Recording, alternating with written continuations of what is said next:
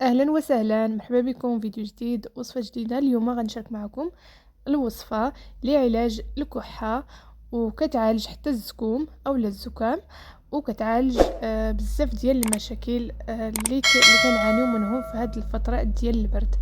فاللي مهتم بالوصفه تبع الفيديو حتى الاخير، راه فيديو قصير جدا. في المكونات كنحتاج بصله وحده. هنا كما كتشوفوا كنحتاج غير نص ديال البصله، ماشي بصله كامله. كنقيها على هذا الشكل، كنغسلها حيتاش البعض من البصلات كتكون فيهم شويه ديال الغماله، لذلك ضروري نعاودو نغسلوها. وهنا كنحتاج طريف صغير من الحامض. هاد ثلاثه المكونات فقط. والعسل الا عندكم العسل الحر يستحسن، الا ما عندكمش اكتفيو بالعسل ديال البرتقال اولا العسل الدغموس على حسب اللي متوفر. مهم ما تكلفوش راسكم بزاف. الاساس في هذه الوصفه البصله والحامض. البصله والحامض، العسل غير باش يجينا هاد العصير او هذا المشروب يجي حلو.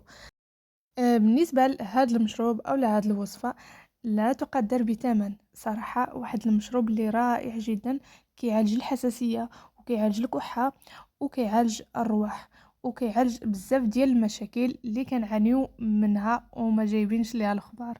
فلذلك جربوا هذه الوصفه، راه رائعه جدا. على الاقل دوموا عليها 3 ايام حتى ل 6 ايام. هذه الوصفه للدراري الصغار والكبار والمتوسطين.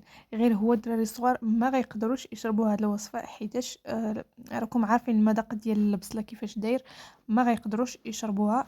ولكن في الفيديو القادم ان شاء الله غنشارك معكم واحد الوصفه ديال الوليدات الصغار بالبرتقال اولا بمندرين، راه رائعه جدا، غيشربوها وحتى هي زوينه. الطريقه ديال هذا المشروب، كنحك هذا النصف ديال البصله في الحكاكه على هذا الشكل حتى كنتحصل على العصير ديال البصله، وكنصفي هذا العصير هذا على هذا الشكل. وكنزيد شويه من الحامض، ماشي بزاف، تقريبا واحد معلقه كبيره من الحامض. وكنزيد ملعقه كبيره من العسل. وكنخلط هاد المكونات، كنخلطهم جيدا وكنديرهم في الكاسرون. غير باش يذوب لينا هاد العسل، غير كنسخنهم، ماشي كنطيبهم، غير كنسخنهم باش يذوب العسل فقط. وهذا هو الشكل ديال المشروب بعد ما دفيتو غير شويه، بعد ما داب العسل كنشربوه وهو دافئ، ما نخليوش حتى يبرد. وهنا كنداوموا عليه على الاقل 3 ايام حتى ل 6 ايام. الا قدرتوا كاع داوموا عليه 8 ايام، راه غيبان لكم الفرق كبير. هذه هي وصفتنا اليوم. ما تنساونيش معكم في شي دعوات الخير، وتبارطاجيو الفيديو مع الاصدقاء والاحباب اللي تعم الفائده.